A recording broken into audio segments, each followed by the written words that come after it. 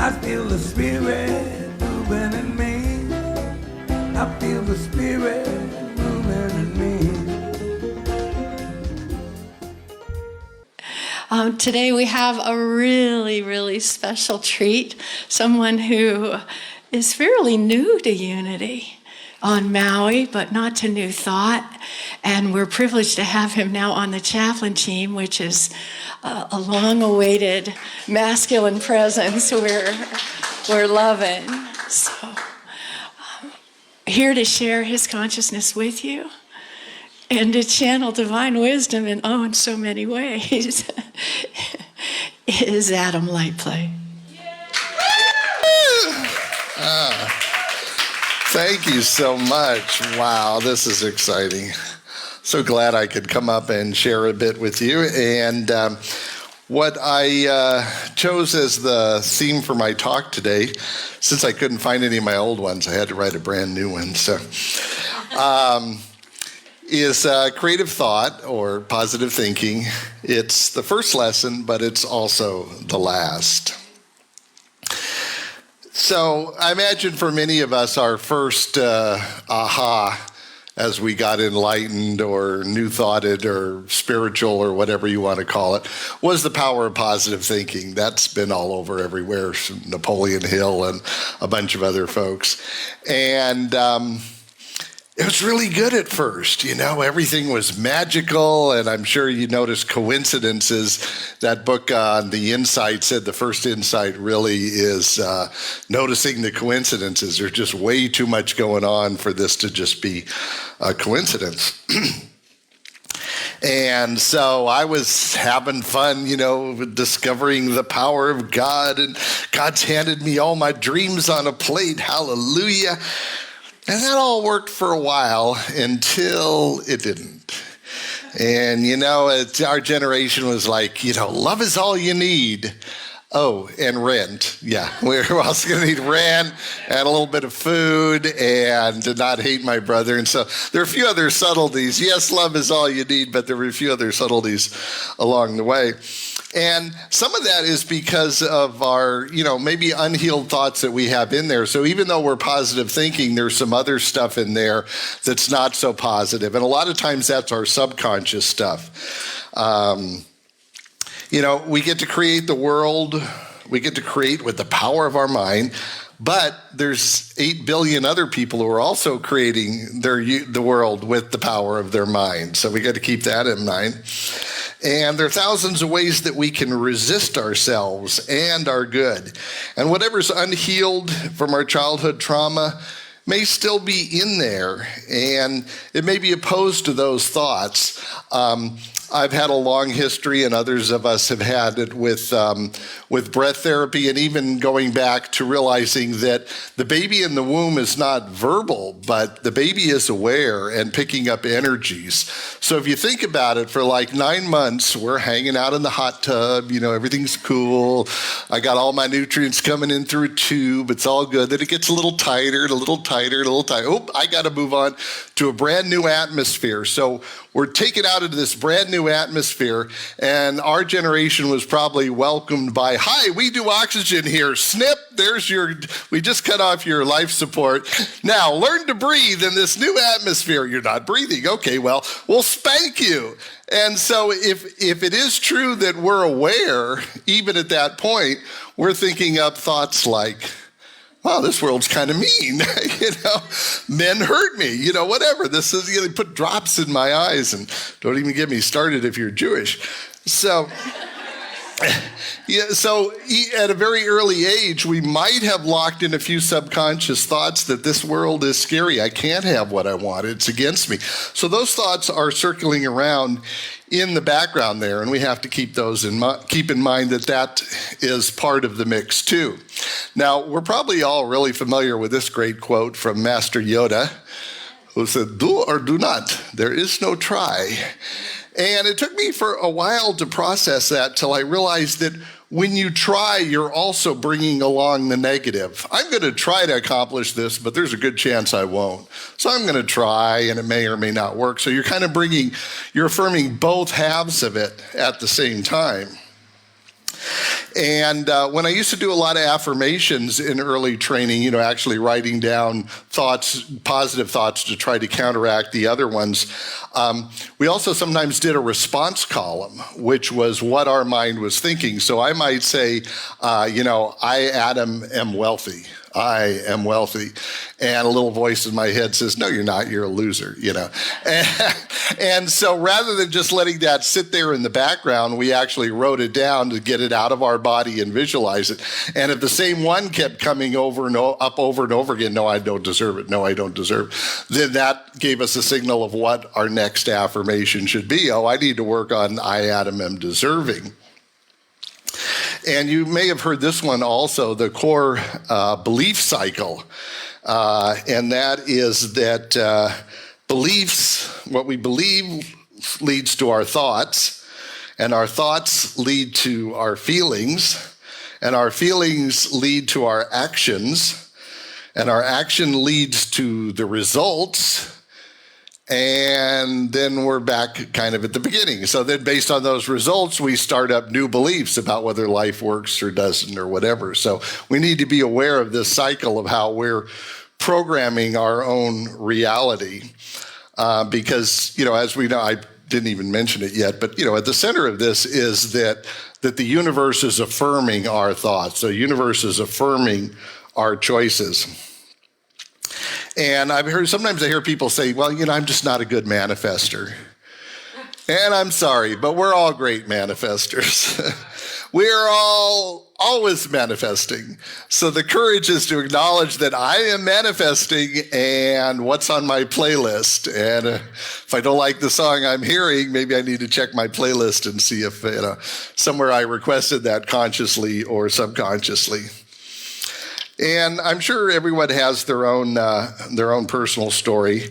Sorry, I didn't bring water up, but I guess that's right here nearby. Thank you.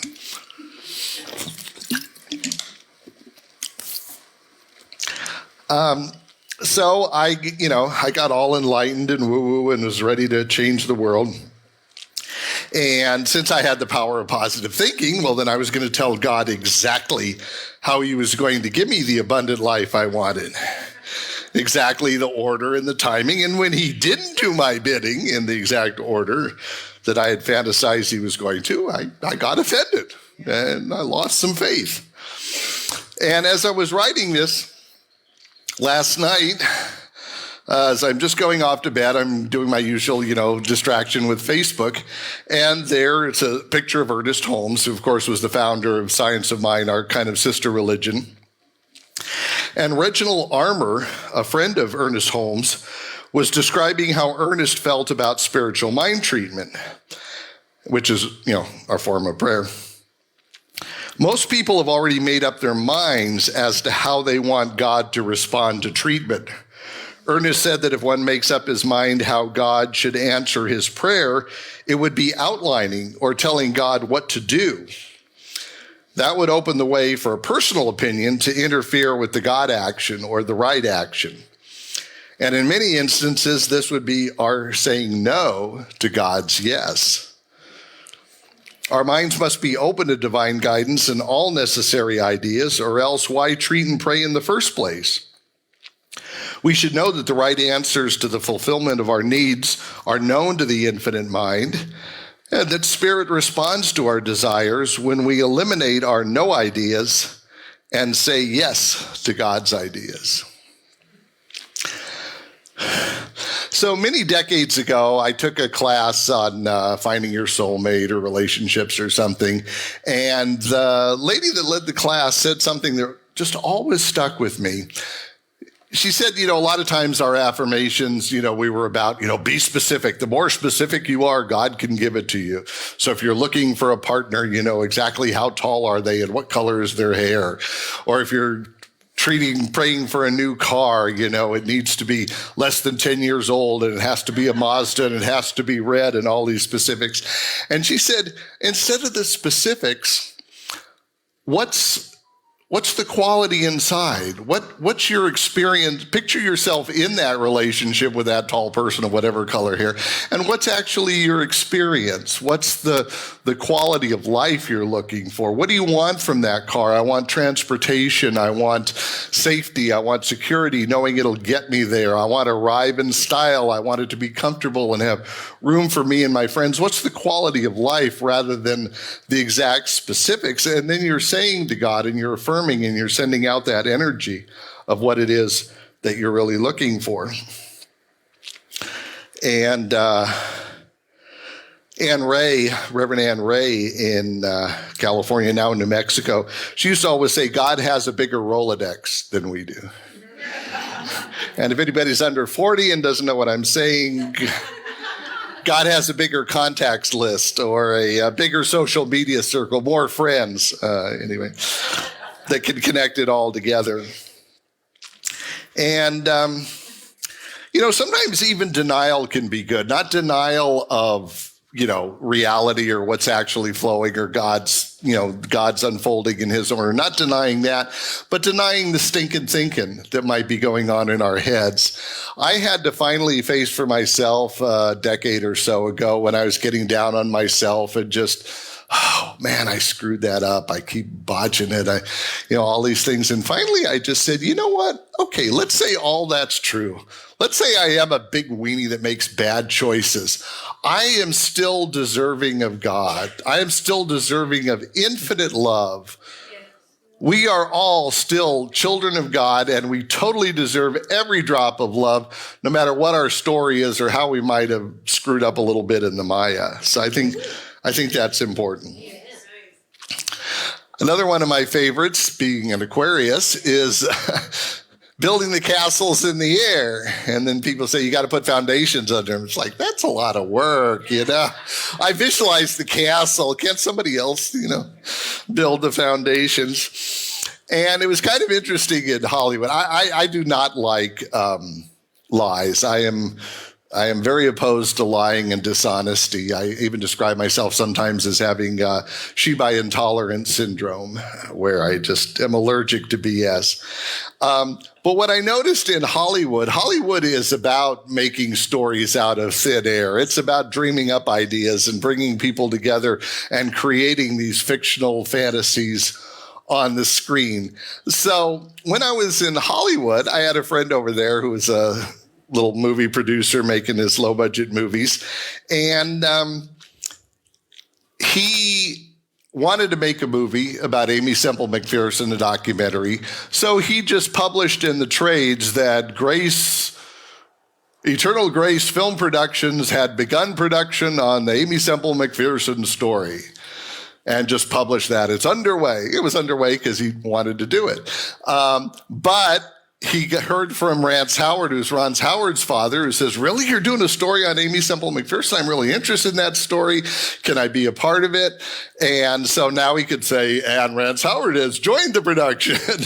And so sometimes you can, if you put the legs under your BS, after you put out your BS, which may also be a call to the universe or an affirmation, then if you do the work under it and you plug in the other things, then it becomes the truth.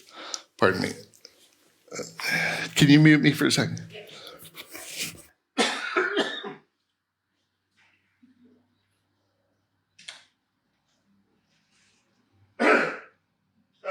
Okay, I'm back. So then it gets really fun, quantum physics. And I don't claim to understand much of quantum physics. I just heard a few things. And like everything else in life, I cherry pick the little tidbits that work for me. And one of them that I heard is the theory that the reason the universe is expanding is because every choice we make has multiple possibilities, and every one of those possibilities exists in a parallel dimension. Whether we chose to go to that store or that store, it's somewhere there's us going to each of those stores we thought about going to. And the multiverse the multiverse more recently has really become a popular theme in literature.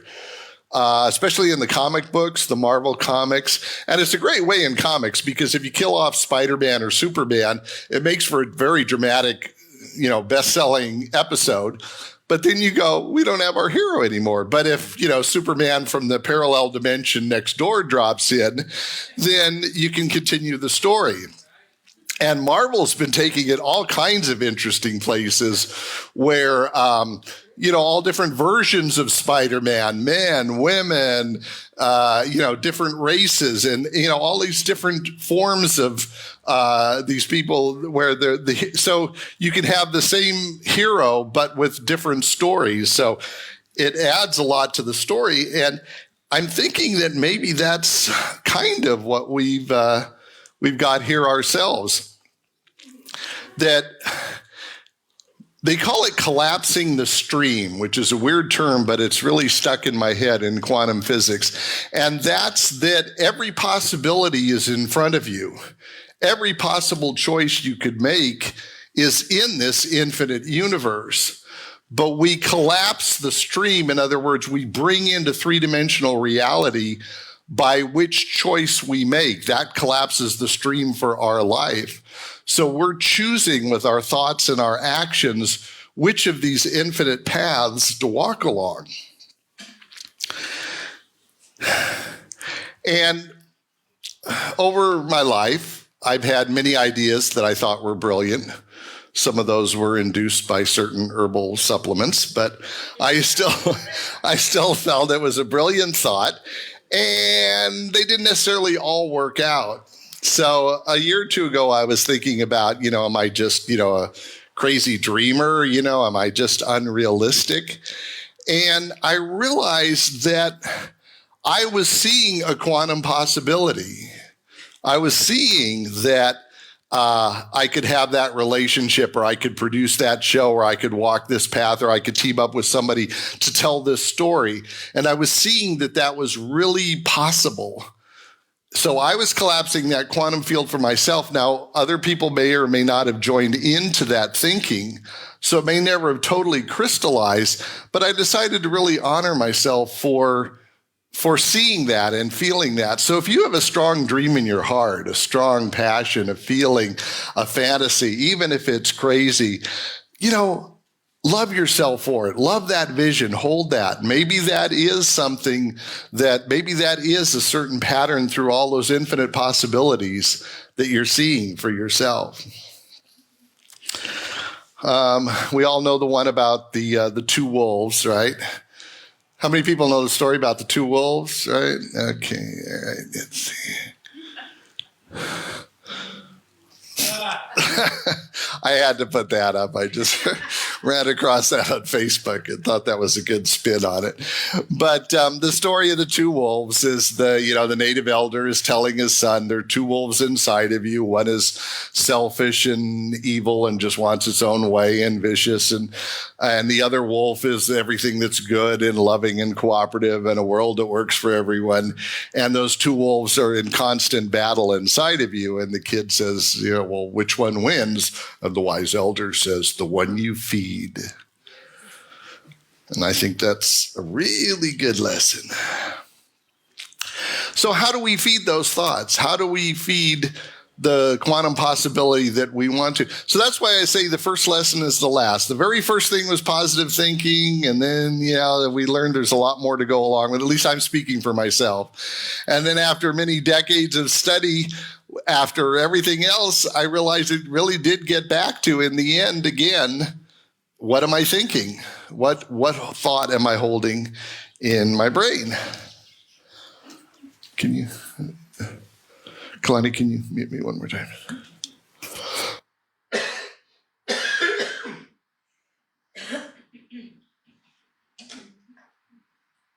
Dries you out a little bit. Give it a 20-minute talk. Dries you out a little bit. So I'm going to talk about the 4 P's of affirmation, but first off, I'll give you 2 bonus P's, which is placebo and propaganda. Because placebos, as we know, like some medical treatments are discovering the placebo is almost as effective or more effective than the actual treatment. So there's great power in what we believe is going to happen. And therefore, I believe in propaganda. I consider myself a positive propagandist. I think everything is dependent on, the hearts and minds, the propaganda, what people choose to believe. If 8 billion of us are creating this world together, then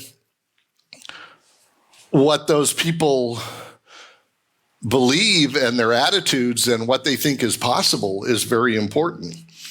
So on our own thing, real quickly here, I'll just go through the 4 Ps. These are when you do an affirmation or something you want. First off, keep it positive. You don't say, I weigh less, or I'm not as poor as I am. You've got, because the brain hears the words and affirms every word you say.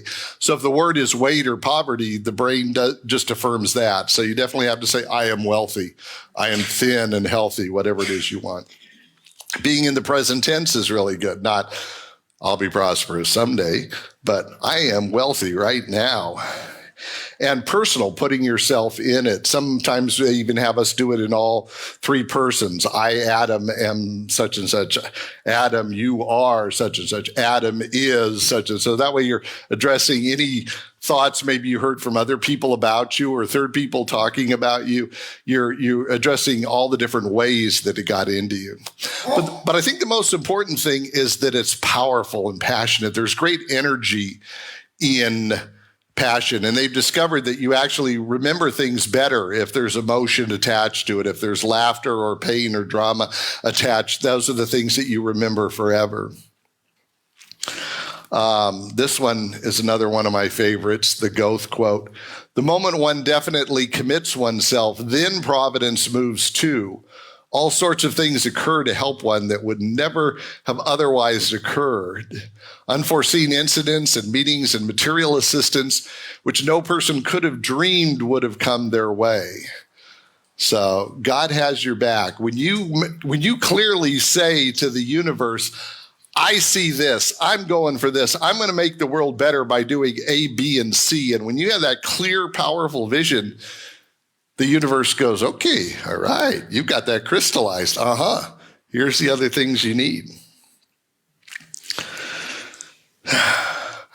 So the affirmation, they usually give an affirmation. So I tried to make one that summed up all that powerful, present tense, personal, and passionate.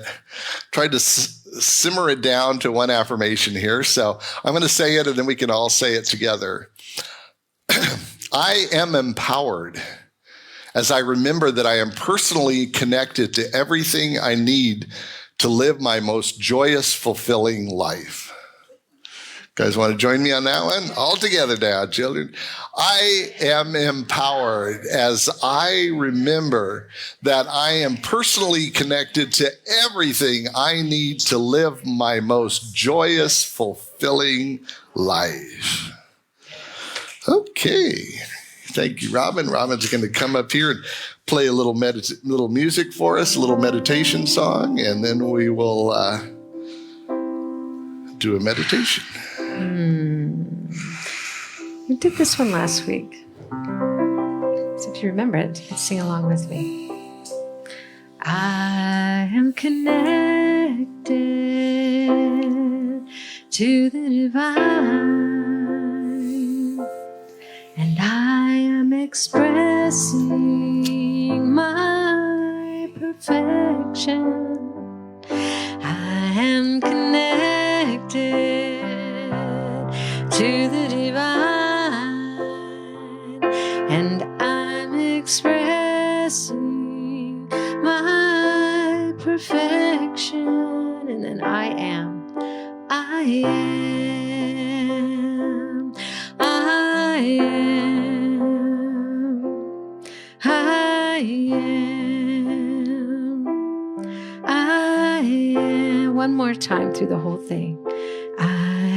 Connected to the divine, and I'm expressing my perfection.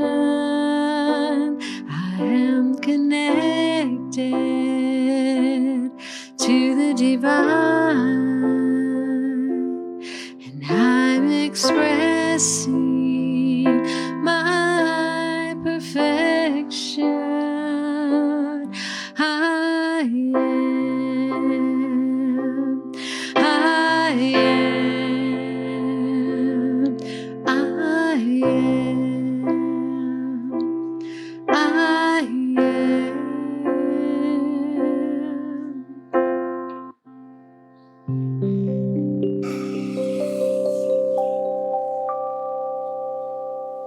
So let's move into a space now as Robin plays us some beautiful music of meditating.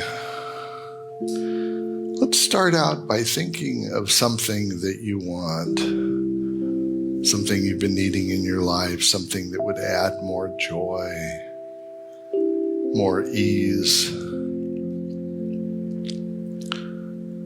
something you want to attract into your life. And what is it about that? What is the essence? What is the outcome that you want from having that? What's the actual feeling? What's the joy? What's the purpose? What's the passion about it? And dwell on that thought.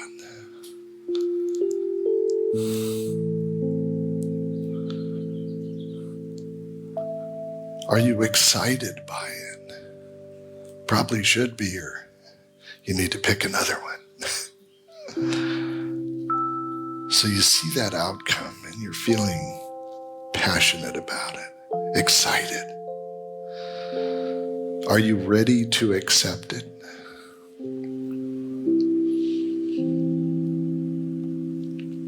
Are you ready for that outcome or blessing to be in your life?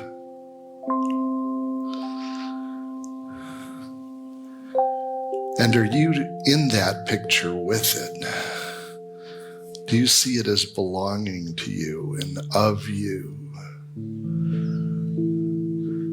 Do you see yourself as a co-creator with this infinite source around you? Developing, creating, attracting that beautiful blessing.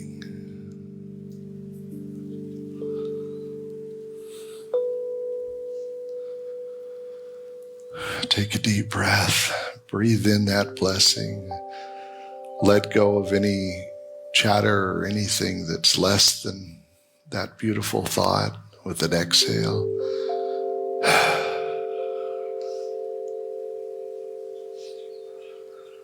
Just hold that as being true until it shows up in the physical. You are nurturing it with your love and consciousness, and God has your back. And so it is. I'm connected to the divine, and I'm expressing my perfection. I am connected to the divine, and I am expressing my perfection.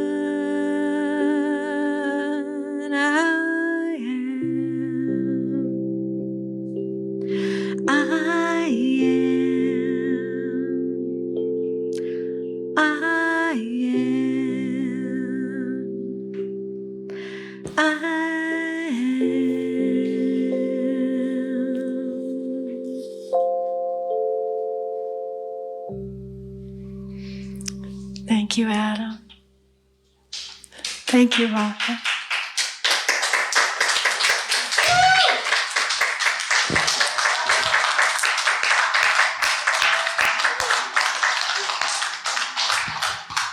Well done.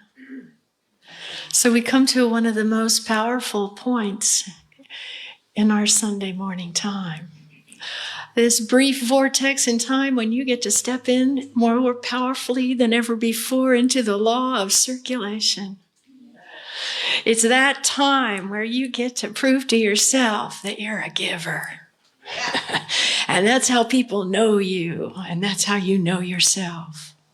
So I ask you to prepare your offerings now.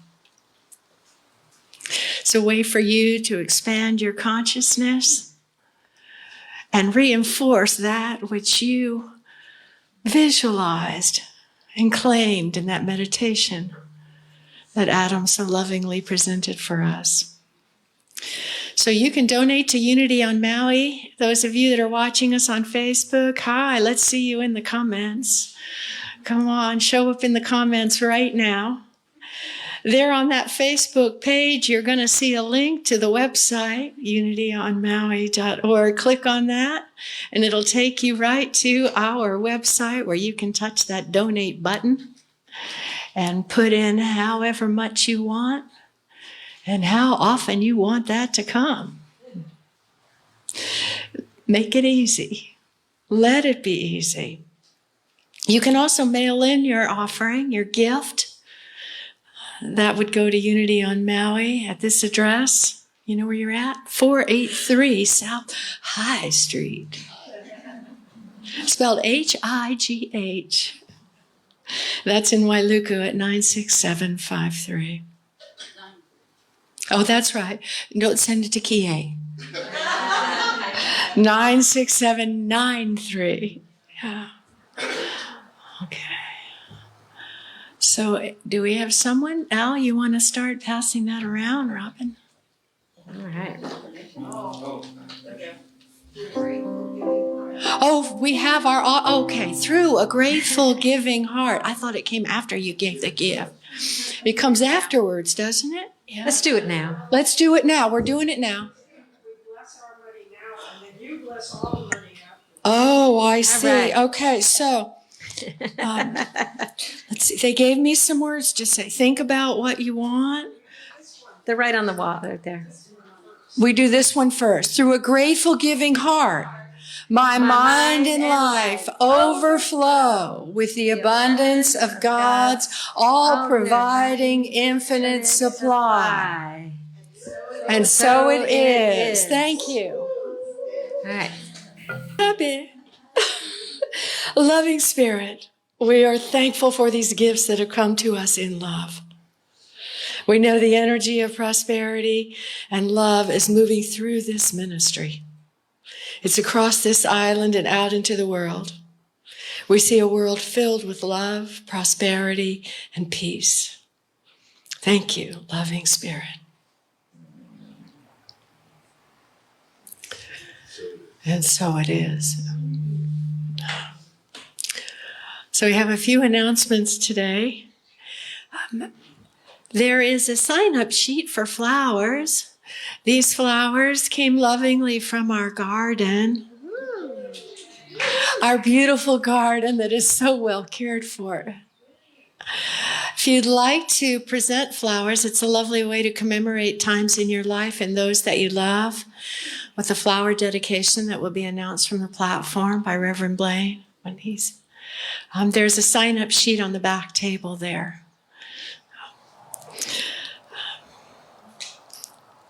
What else do we have? We have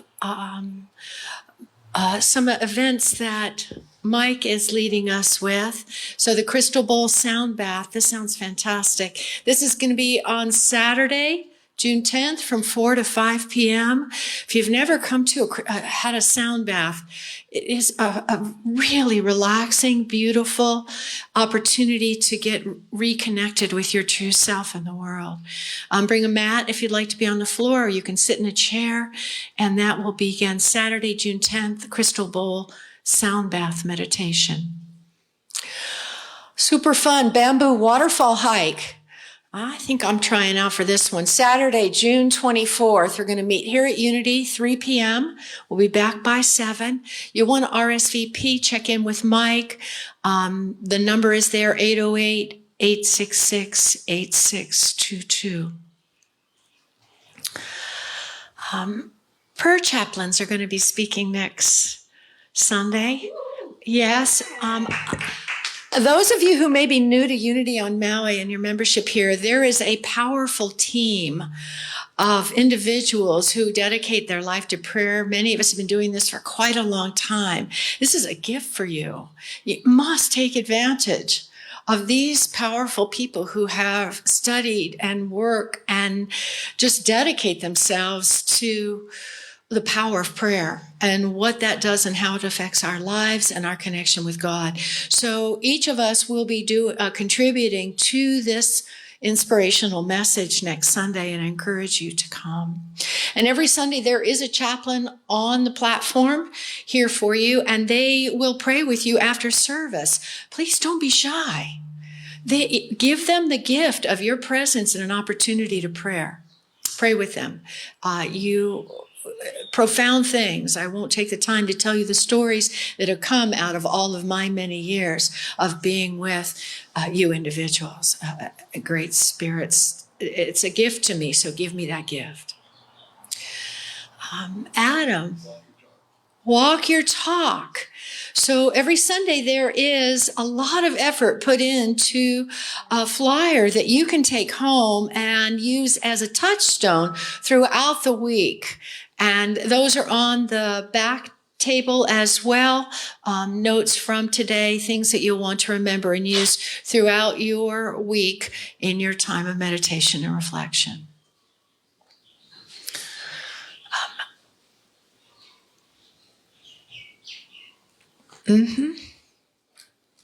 So the Kundalini meditation Shakti transmission, Prashanti is offering on a donation basis, $10 to $15. This is going to be on Tuesday.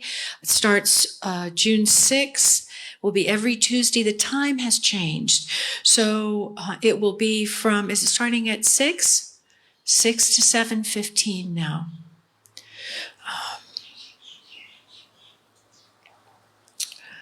So I think that's it. Yeah. Do join me in a prayer for protection. Here we go. The light of God surrounds us. The love of God enfolds us. The power of God protects us. The presence of God watches over us. Wherever we are, God is. And all is well. Where I live, they're all raised.